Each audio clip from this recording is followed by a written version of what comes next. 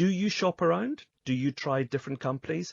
A lot of those price comparison websites promise you that if you log on and give them your latest fuel bill, they can save you money. I'm not sure that many people do that. And in fact, what a lot of people tell me is that old folk in particular, they don't really shop around. And that's why they end up paying much more than they really need to. Well, on the line now, I'm glad to say, is Jasmine Birtles, who is calling us from MoneyMagpie. Very good afternoon to you, Jasmine. The hard shoulder. You're on the hard shoulder. I am. Well, be careful. I'm a bit worried about the way you're laughing there. You obviously haven't had your latest gas bill in. Well, thank you. Thank you for pulling over. Thank you for pulling over to talk to us. And please do send your parking bill from the police to us here at talkRadio. I will, yes. Am I right that the people who suffer most from this are likely to be old people because they don't shop around? Yes, basically, because frankly, this latest rise, although there have been some extra costs that the electricity producers have incurred recently, it's nowhere near 12.5%. And what I'm telling everybody, as so many are, is switch. What Julia Hartley-Brewer was saying this morning. For goodness sake, switch. But as you say, many older people and those that tend not to use the internet are, well, they're either unwilling to do it or are still unaware that it's possible to switch.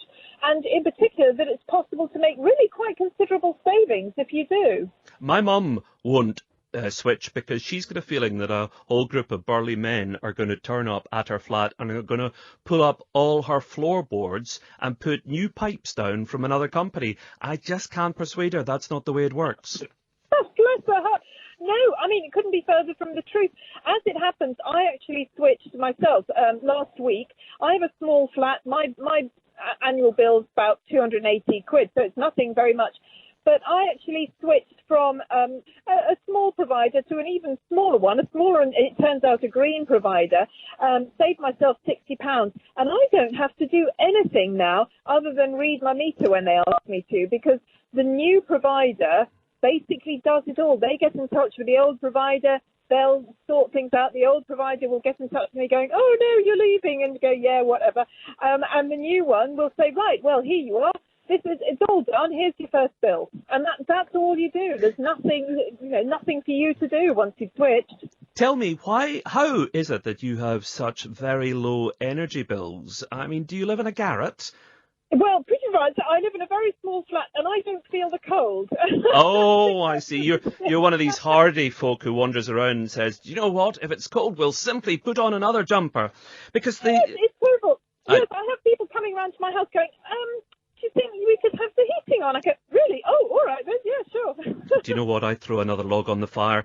I was very surprised that people's bills were as much as £1,120 on average, because like you, I've got a green provider, and there was lots of stories about how green providers, they're very ethically laudable, but their bills tend to be higher. I haven't found that to be the case. I found that when I went for a green provider, my bills fell, and I'm certainly not paying as much as £1,120 a year. It seems very high as an average bill.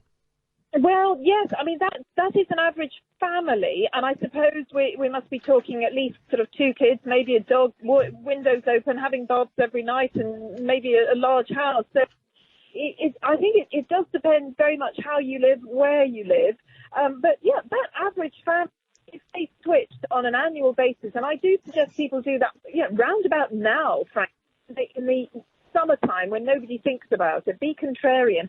You're likely to save at least, I would say, about £200 by switching each. And as you say, absolutely look at the green providers. I mean, I wasn't even doing purpose. I just went on to the switching service on my website, and I'm just going to shamelessly plug my own website here, MoneyMagpie.com, which we do all sorts of switching on that as well. And, it just so happened that the cheapest was a green provider. And I thought, well, that's a bonus, isn't it? I'm getting it cheaper and helping the planet at the same time. Should politicians be taking a more robust line on this? I remember Ed Miliband, when he was the Labour Party leader, he was very keen to see legislation enacted whereby there were just the price freezes rather than giving a free-for-all for these companies to put up the prices whenever they want. Well, yes, he was looking for a price cap, and everybody told me he was an idiot. And now this is basically what the Conservative government is saying. There needs to be price cap. Yeah, I mean, I suppose they have to be a bit careful because we're talking about businesses, and businesses need to stay afloat. And it's thing that they're doing. With I think they're staying. I think they're staying afloat, all right. I don't think we need to worry about British Gas staying afloat. That's true. Have you seen how much money their bosses are paid? It's an absolute scandal. Shocking, isn't it? Absolute it is license to print money.